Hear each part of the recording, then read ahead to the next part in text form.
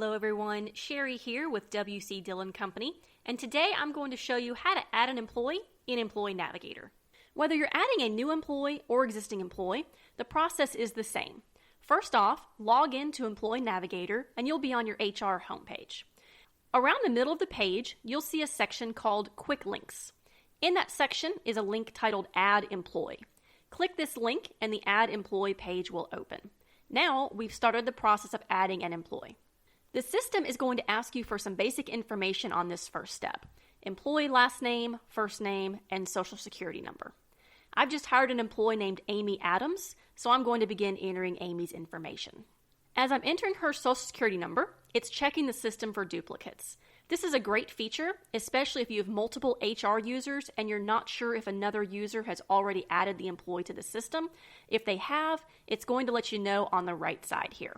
Click Next, and now we're on the personal info step.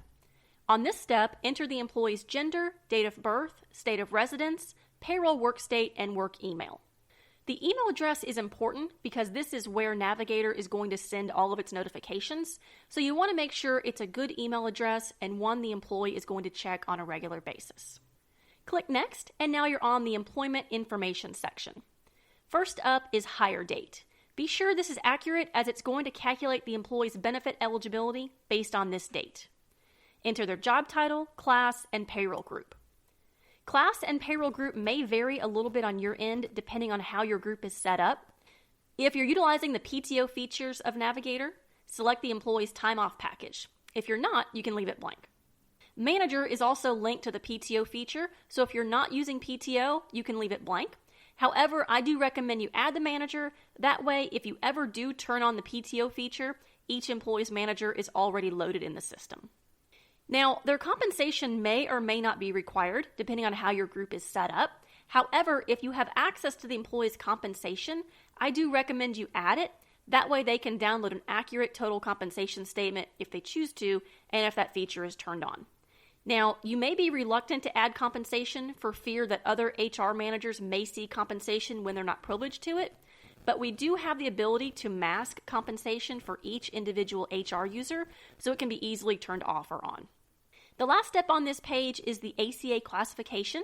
You'll need to complete this section if you're using the ACA features of Navigator. This particular group is, so we're going to select eligible. Click Next, and now we're on the onboarding step. This step is assigning any tasks to the employee. If you don't have the option to assign any tasks, you'll want to click the Tasks tab to set them up. You can set up tasks such as electronic signature and emergency contacts. You can even set up tasks to complete W-4s and I-9s. Click Next, and the next step asks if you want to send the employee the registration email. The answer to this is almost always a yes. The only time you would want to click no is if you're using the system for internal use only and don't intend for the employee to ever log in. Lastly, it's going to let you know the employee was set up and the addition is complete. Before clicking Finish, I recommend going to the employee's profile to make sure all of the required fields have been completed. Not every required field is asked during the onboarding process, so as a best practice, I recommend you click on Go to Profile. If you see a yellow triangle with an exclamation point in it, that's letting you know something is missing. So this yellow triangle next to Profile is letting us know that something is missing from Amy's profile page. If I click on Profile and scroll down, the department box is outlined in red. This is telling us that the department field is required and incomplete.